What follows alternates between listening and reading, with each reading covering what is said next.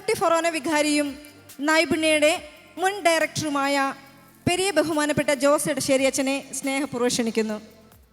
ഈ യോഗം ഉദ്ഘാടനം ചെയ്ത honourable justice Mrs Mary Joseph, Abhimanya Chakkath പിതാവേ, യോഗാധ്യക്ഷൻ ബഹുമാനപ്പെട്ട വർഗീസ് പൊട്ടക്കിലച്ച, ഈ സ്ഥാപനത്തിൻ്റെ തുടക്കക്കാരനായ സെബാസ്റ്റ്യൻ കളപ്പുരയ്ക്കലച്ച, പ്രിയമുള്ള ജിമ്മിയച്ച, മറ്റു വൈദികരെ, സന്യസ്തരെ, നൈപുണ്യ കുടുംബാംഗങ്ങളെ, ഇനി സംസാരിക്കേണ്ടത് സെബാസ്റ്റ്യനച്ചനാണ്. ഞങ്ങളൊന്നും അധികം പറയേണ്ടതില്ല. തീർച്ചയായിട്ടും വളരെ അഭിമാനത്തോടെയും സന്തോഷത്തോടെയാണ് ഇവിടെ നിൽക്കുക. അഭിമന്യ ചക്കത്ത് പിതാവ് ക്വാളിറ്റി സർക്കിളിനെ കുറിച്ച് സൂചിപ്പിച്ചു. ഞങ്ങൾ പഠിക്കുമ്പോഴും അത് ഞങ്ങളുടെ MBAയിലെ ഒരു പ്രധാനപ്പെട്ട ഒരു മേഖലയായിരുന്നു, വിഷയമായിരുന്നു. ജപ്പാൻകാർ അവരുടെ ഒരു പ്രോഡക്റ്റും, ഒരു കമ്പനിയിൽ നിന്നൊരു പ്രോഡക്റ്റും, ക്വാളിറ്റി ഇല്ലാത്തൊരു പ്രോഡക്റ്റ് പുറത്തേക്ക് പോകാൻ പാടില്ല എന്ന് ആ കമ്പനിയിലെ ഓരോ ജീവനക്കാരനും ജീവനക്കാരിയും നിർബന്ധ ബുദ്ധിയോടെ ശ്രദ്ധിക്കും. അതുകൊണ്ട് എപ്പോഴും പണ്ടും നമ്മൾക്കറിയാം, ജാപ്പനീസ് പ്രോഡക്റ്റാണെന്ന് പറഞ്ഞാൽ ഒരു കാലത്ത് നമ്മളെപ്പോഴും പറയും അത് ഏറ്റവും മേന്മയേറിയതാണെന്ന് നമ്മൾ വിളിച്ചു പറയും. അതേ ഒരു ആശയത്തിൽ തന്നെയാണ് ഇവിടെ നൈപുണ്യ വെൽഫെയർ സർവീസസും പ്രവർത്തിക്കുന്നത്. അവരാ യൂണിഫോമിൽ വന്നു കഴിഞ്ഞാൽ പിന്നെ എല്ലാവരും ഒരു കുടുംബമാണ്. ഒരാളുടെ ശുശ്രൂഷയ്ക്ക് എന്തെങ്കിലും കുറവ് വന്നാൽ അടുത്തയാളത് പരിഹരിക്കും.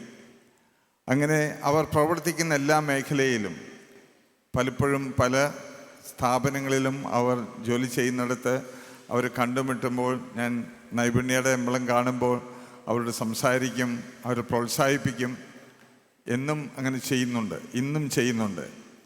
അതിലുള്ള എൻ്റെ ഏറ്റവും വലിയ അഭിമാനം അവർ ഈ നൈപുണ്യ വെൽഫെയർ സർവീസസിൻ്റെ ഒരു ഭാഗമാണെന്നതിൽ സ്ത്രീകളും മറ്റ് ജീവനക്കാർ ഓരോരുത്തരും വളരെ അഭിമാനമുള്ളവരാണെന്നാണ്. എന്തുകൊണ്ട് ഈ അഭിമാനമുണ്ടായി എന്ന് ഞാൻ പലപ്പോഴും ചിന്തിച്ചിട്ടുണ്ട്. ഇത്തരം നിരവധി ഏജൻസികൾ, നൂറുകണക്കിന് ആയിരക്കണക്കിന് ഏജൻസികൾ കേരളത്തിൽ തന്നെയുണ്ട്.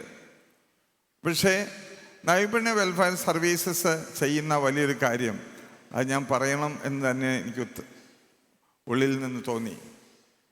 ഒരു ജീവനക്കാരനോ ജീവനക്കാരിക്ക് അവർ ചോദിച്ചു വരുന്നതിന് മുമ്പ് തന്നെ അവർക്ക് അർഹതയുള്ളതിനേക്കാൾ കൂടുതൽ നമ്മൾ മേടിക്കുന്നവരിൽ നിന്ന് വാങ്ങിച്ച് കൊടുക്കുക, അങ്ങോട്ട് കൊടുക്കുക എന്നുള്ളത് ഈ നൈപുണ്യ വെൽഫെയർ സർവീസസിൻ്റെ ഒരു ശൈലിയാണ്. നൈപുണ്യക്ക് വേണ്ടി മുതൽ കൂട്ടുന്നതിനല്ല, അതിലെ ഓരോ ഭാഗമായിട്ടുള്ള ഓരോ ജീവനക്കാരിക്കും ലഭിക്കേണ്ടത് മുഴുവൻ ലഭിക്കണം എന്നുള്ള ഒരു നിർബന്ധ ബുദ്ധി എല്ലാ കാലത്തും അതിൻ്റെ എക്സിക്യൂട്ടീവ് ഡയറക്ടേഴ്സ് ശ്രദ്ധിച്ചിട്ടുണ്ട്, പാലിക്കുന്നുണ്ട്. അത്തരത്തിലുള്ളൊരു കരുതൽ ജീവനക്കാർ തമ്മിലും ജീവനക്കാരോട് മാനേജ്മെൻറ്റിൻ്റെ ഭാഗമായി നിൽക്കുന്ന ഓരോരുത്തരും ശ്രദ്ധിക്കുന്നത് കൊണ്ടാണ് ഈ കുടുംബത്തിലെ അംഗമായ ഒരാൾ ഇവിടുന്ന് പിരിഞ്ഞു പോകാൻ ഇഷ്ടപ്പെടില്ല, സന്തോഷത്തോടുകൂടി സേവനം ചെയ്യും. എവിടെയുണ്ടെങ്കിലും പരസ്പരം പ്രോത്സാഹിപ്പിക്കുകയും കൂടുതൽ മികവുള്ള വ്യക്തികളെ ഇതിലേക്ക് ആകർഷിക്കാൻ വേണ്ടി അവർ പണിയെടുക്കുകയും ചെയ്യുന്നത് നേരിൽ കാണാനുള്ള ഭാഗ്യം എനിക്കുണ്ടായിട്ടുണ്ട്. അതുകൊണ്ട് ഗുണമേന്മ ഉണ്ടായത് എവിടെയാണ്?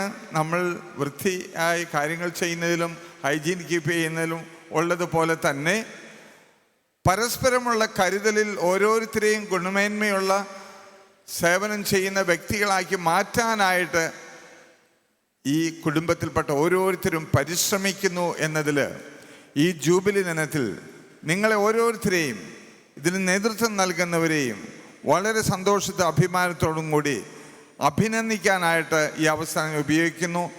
ഈ പരസ്പരമുള്ള അഭിനന്ദനവും കരുതലും ശാക്തീകരണവും ഒരാൾക്ക് കുറവ് വന്നാൽ അത് നികത്താനുള്ള താല്പര്യവും ഏത് ശുശ്രൂഷ മേഖലയിലും നിങ്ങൾ നൈപുണ്യ എന്ന ലേബലിൽ നീങ്ങുമ്പോൾ അത് നിങ്ങൾക്ക് ഇനിയും തുടരാനും ഈ പ്രസ്ഥാനത്തെ ഒരു സംസ്കാരമാക്കി മാറ്റാൻ, ഈ കേരളത്തിൻ്റെ തന്നെയല്ല നിങ്ങൾ ഇടപഴകുന്ന എല്ലാ മേഖലകളിലും ഒരു പുത്തൻ വർക്ക് കൾച്ചർ, ഒരു ജോലി സംസ്കാരം രൂപപ്പെടുത്തിയെടുക്കാൻ നൈപുണ്യ വലിയ സേവനം ചെയ്യുന്നു.